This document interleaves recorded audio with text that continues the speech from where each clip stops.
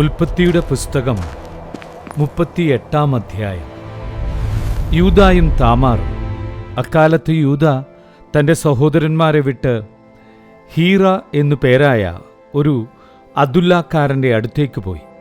അവിടെ അവൻ ഷൂവ എന്നു പേരായ ഒരു കാനാൻകാരൻ്റെ മകളെ കണ്ടു. അവളെ ഭാര്യയായി സ്വീകരിച്ച് അവളോട് ചേർന്നു. അവൾ ഗർഭം ധരിച്ച് ഒരു പുത്രനെ പ്രസവിച്ചു. യൂദ അവന് ഏർ എന്നു പേരിട്ടു.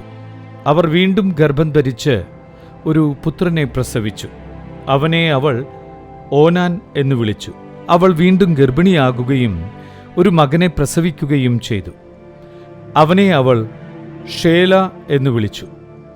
അവൻ ജനിക്കുമ്പോൾ യൂദ കെസീബിലായിരുന്നു. തൻ്റെ കടിഞ്ഞൂൽ പുത്രനായ ഏറിന് യൂദ ഒരു ഭാര്യയെ തിരഞ്ഞെടുത്തു. അവളുടെ പേർ താമാർ എന്നായിരുന്നു. എന്നാൽ യൂദായുടെ കടിഞ്ഞൂൽ പുത്രനായ ഏർ കർത്താവിൻ്റെ മുൻപിൽ ദുഷിച്ചവനായിരുന്നു. കർത്താവ് അവനെ മരണത്തിനിരയാക്കി. അപ്പോൾ യൂദ ഓനാനെ വിളിച്ചു പറഞ്ഞു, നിന്റെ സഹോദരൻ്റെ ഭാര്യയെ വിവാഹം ചെയ്ത് സഹോദരനു വേണ്ടി സന്താനങ്ങളെ ജനിപ്പിക്കുക. സന്തതി തൻ്റേതായിരിക്കില്ലെന്ന് അറിയാമായിരുന്ന ഓനാൻ തൻ്റെ സഹോദരനു വേണ്ടി സന്താനങ്ങളെ ഉൽപ്പാദിപ്പിക്കാതിരിക്കാൻ സഹോദര ഭാര്യയുമായി ചേർന്നപ്പോൾ ബീജം നിലത്തു വീഴ്ത്തിക്കളഞ്ഞു. അവൻ ചെയ്തത് കർത്താവിന് അനിഷ്ടമായതിനാൽ അവനെയും അവിടുന്ന് മരണത്തിനിരയാക്കി.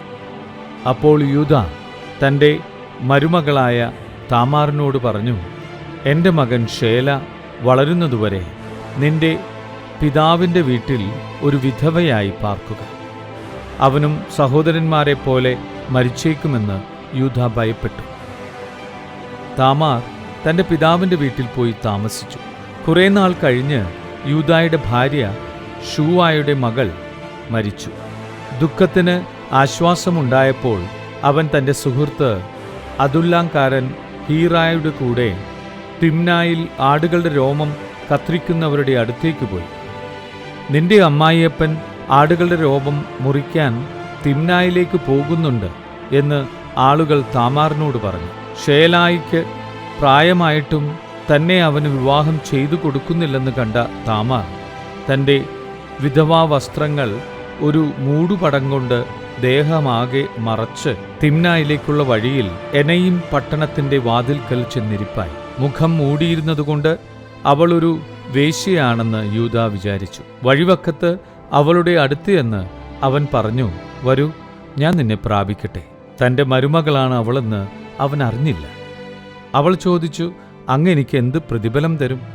അവൻ പറഞ്ഞു, ആട്ടിൻകൂട്ടത്തിൽ നിന്ന് ഒരു ആട്ടിൻകുട്ടിയെ ഞാൻ കൊടുത്തയക്കാം.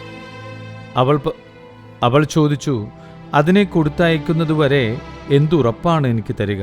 അവൻ ചോദിച്ചു, ഉറപ്പായി എന്താണ് ഞാൻ നിനക്ക് തരേണ്ടത്? അവൾ പറഞ്ഞു, അങ്ങയുടെ മുദ്രമോതിരവും വളയും കയ്യിലെ വടിയും. അവൻ അവയെല്ലാം അവൾക്ക് കൊടുക്കുകയും അവളെ പ്രാപിക്കുകയും ചെയ്തു. അങ്ങനെ അവൾ അവനിൽ നിന്ന് ഗർഭം ധരിച്ചു. അവൾ അവിടെ നിന്ന് പോയി തൻ്റെ മൂടുമടം മാറ്റി വിധവാ വസ്ത്രം ധരിച്ചു. താൻ ഊടുകൊടുത്തവ ആ സ്ത്രീയുടെ കയ്യിൽ നിന്ന് തിരിച്ചെടുക്കാൻ യൂദ അദുല്ലാംകാരനായ സ്നേഹിതന്റെ കയ്യിൽ ആട്ടിൻകുട്ടിയെ കൊടുത്തയച്ചു. എന്നാൽ അവന് അവളെ കണ്ടുപിടിക്കാൻ കഴിഞ്ഞില്ല. അവൻ സ്ഥലത്തുള്ളവരോട് ചോദിച്ചു, എനയിമിലെ വഴിവക്കിലിരുന്ന വേശ്യ എവിടെ? അവർ പറഞ്ഞു, ഇവിടെ അങ്ങനെ ഒരു വേശ്യയില്ല. അവൻ തിരിച്ചു എന്ന് യൂദായോട് പറഞ്ഞു, അവളെ കണ്ടുപിടിക്കാൻ എനിക്ക് കഴിഞ്ഞില്ല. അവിടെ ഒരു വേശ്യ ഉണ്ടായിരുന്നില്ല എന്ന് അവിടുത്തുകാർ പറയുകയും ചെയ്തു. യൂദാ പറഞ്ഞു, സാധനങ്ങൾ അവൾ സ്വന്തമായി സൂക്ഷിച്ചുകൊള്ളട്ടെ, നമ്മെ ആരും പരിഹസിക്കരുതല്ലോ. ഞാൻ ആട്ടിൻകുട്ടിയെ കൊടുത്തയച്ചു, എന്നാൽ നിനക്കവളെ കണ്ടുപിടിക്കാൻ കഴിഞ്ഞില്ല. ഏതാണ്ട് 3 മാസം കഴിഞ്ഞപ്പോൾ തൻ്റെ മരുമകളായ താമാർ വേശ്യാവൃത്തി നടത്തിയെന്നും അവളിപ്പോൾ ഗർഭിണിയാണെന്നും യൂദ കേട്ടു.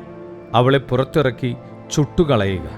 അവളെ പുറത്തുകൊണ്ട് വന്നപ്പോൾ അവൾ തൻ്റെ അമ്മായിയപ്പന് ഒരു സന്ദേശമയച്ചു, ദയചെയ്ത് ഈ മുദ്രമോതിരവും വളയും വടിയും ആരുടേതാണെന്ന് കണ്ടുപിടിക്കുക.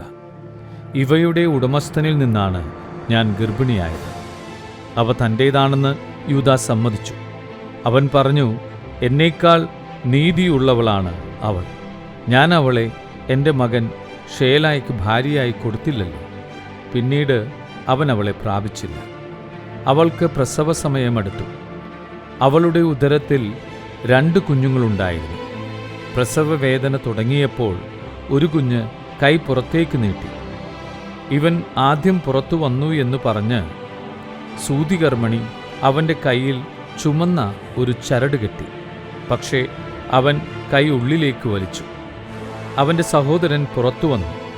നീ തന്നെത്താൻ പുറത്തേക്ക് വഴിയുണ്ടാക്കിയല്ലോ എന്ന് പറഞ്ഞ് അവൾ അവനെ പേരസ് എന്ന് വിളിച്ചു. പിന്നീട് കയ്യിൽ ചുമന്ന ചരടുമായി അവൻ്റെ സഹോദരൻ പുറത്തു വന്നു. അവന് സേറഹ് എന്ന് പേരിട്ടു.